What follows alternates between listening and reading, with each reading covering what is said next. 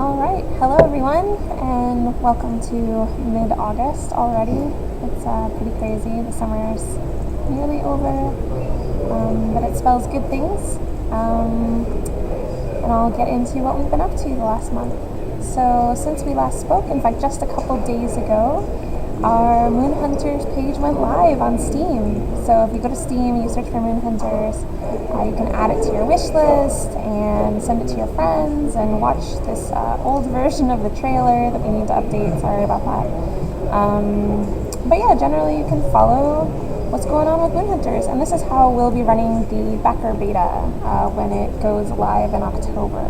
So those of you who are really eager to give us your feedback and who bought that tier of the Kickstarter, we'll also be inviting a few other people a little bit later in the beta to help give us feedback. People like food journalists and things like that. Especially, we'll need help testing the online multiplayer component.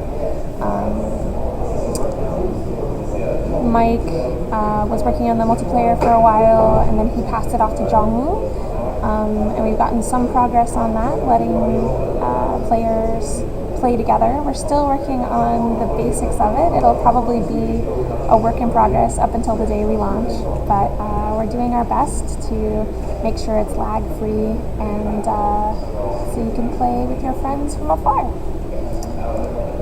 And we've also been working on familiars. Marcelo is implementing familiars. We have a passive familiar that follows behind you and gives you a little stat boost. It's a wisp from the underworld who is one of the friends of a spirit guardian. That's a hint of how to get one. He's also made a boar, which follows you around and charges at enemies to defend you and attack other people. And this is a griffin that Mike concepted that Sin concepted and Mike animated.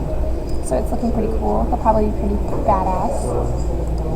And we've also been working on the time passing. So this is pretty core to the structure of the game. But solving the mystery of the moon has a limited amount of time for every playthrough.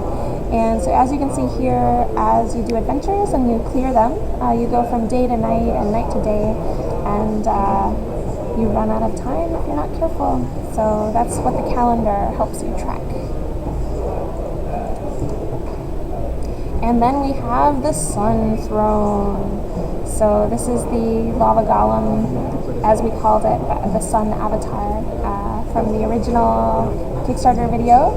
We're finally creating the final boss, as it were. So this is the Sun Throne. You can see up there, there's Marduk sitting up on its head.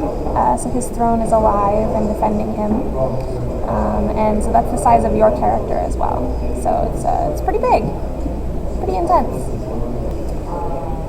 So if you follow us all on Twitter, you can see a little bit more behind the scenes. Here Sin has tweeted about some art he was doing for the river biome, which we haven't shown anybody much about yet. But this is the River Queen, who is a great big crocodile who lives in the river, and she has her own opinions about how things should be done. But mostly, you shouldn't get involved in her affairs, probably.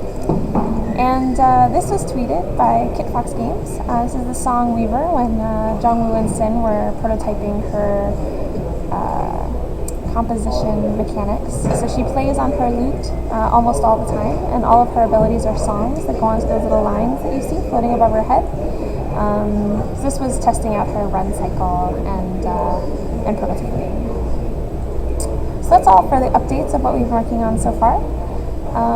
Coming up, we will be at PAX Prime as part of the Indie Mega Booth. It's a great honor. We'll be in between Cappy, who's showing below, and I forget what the other, but there's games out all over the place, basically. The Indie Mega Booth is amazing. It's full of so many amazing creators.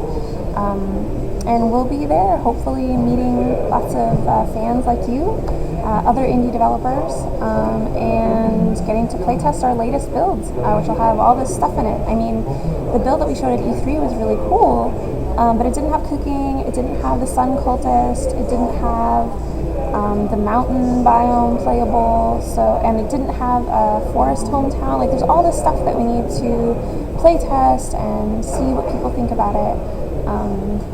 And we'll be running a contest during PAX as well. So if you are able to stop by the booth, come ask us how to win some prizes. And in the press, we've had a few write-ups.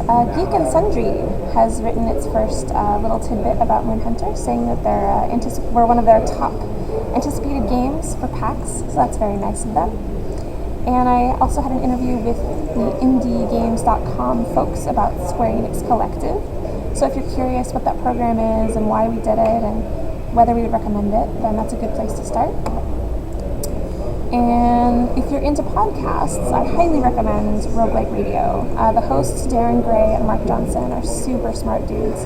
And in this particular episode 104, we talked about procedural narrative design, and they also had the lead designer from King of Dragon Pass, which, maybe you've never heard of it. It was kind of a little game from the late 90s, but it was really interesting. It had really interesting story systems and mythological systems, so definitely check that out if you haven't yet. And we had a really good conversation. So it's available online. Go ahead and listen to it if you want. Last month I also wrote an article on 5 ways to be a terrible game designer. So if game design is something that you're interested in, maybe you can read up on the habits not to form, to be aware of as you become a game designer. And there's art from Moonhunter scattered throughout it that actually you can't see anywhere else. This is actually a harpy or a wind spirit, depending on who you ask, in the mountains. But I'll let you explore the rest yourself.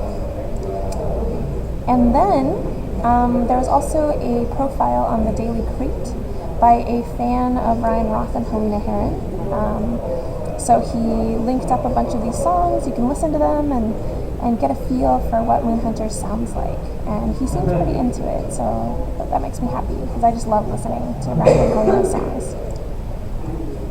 And this is kind of an old article from a couple months ago, it seems like. I mean, we had this interview back at E3, but I guess they just discovered it. Game Reactor posted talking to me about personality and what that means in Moonhunters. So you can check that out. And that's basically everything. So the rest of this week and then next week, we're really trying to get that build together for PAX. The whole team, as you probably heard earlier, we're all worrying about little things here and there, trying to make sure that the menus all work and there's no bugs that anyone's going to immediately find in the first 5 minutes. But I look forward to meeting some of you, and that's our update for August. So nice chatting with you. Bye!